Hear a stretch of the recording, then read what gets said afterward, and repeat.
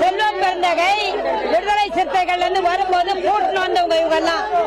அதனால இவங்களுக்கு காங்கிரஸ் உணர்வு இருக்காது, எங்களுக்கு காங்கிரஸ் உணர்வு உண்டு. மகாத்மா காந்திக்கு ஜேனா அந்த அகிம்சையை ஏற்றுக்கொண்டவர்கள் நாங்கள்.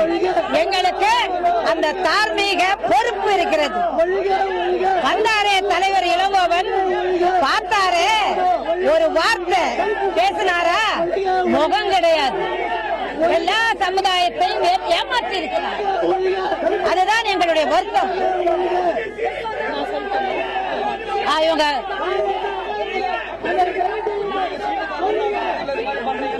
எனக்கு சீட்டே வேண்டாம். ராஜீவ் காந்தியுடைய சமாதி இருக்கிற இடத்துல விடுதலை புலிகளுக்கு ஆதரவாக இருந்து விடுதலை சிறுத்தைகளுடைய அமைப்புல 5 வருஷம் சட்டமன்ற உறுப்பினராக இருந்து சட்டமன்ற உறுப்பினராக இருக்கும்போது விடுதலை புலிகளை ஆதரித்தவர் இன்றைக்கு அந்த இடத்துல சீட்டு கொடுக்காதீங்க, வேற எங்க வேணா கொடுங்க. எனக்கு ஒன்னும் செல்வம் விரோதி இல்ல, அவருக்கு எங்க வேணா கொடுங்க. ஆனா ஸ்ரீபெரும்புதூர்ல கொடுக்காதீங்க, வேற யாருக்காவது கொடுங்க. எனக்கு வேண்டாம், எனக்கு வேண்டாம், எனக்கு வேண்டாம்.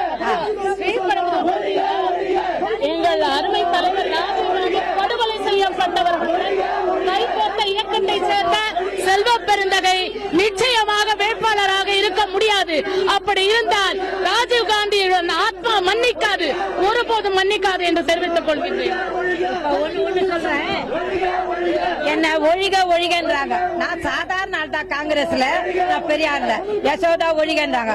என்ன ஒழிக்க சொல்லிட்டு எதுக்கு செல்வம் பெருந்தகை என் ஓட்டுக்கு படப்பட்டத்தோட என்கிட்ட என்ன ஆசீர்வாதம் பண்ணுங்க, என்ன ஆசீர்வாதம் பண்ணுங்கன்னு நிக்கிறாரு.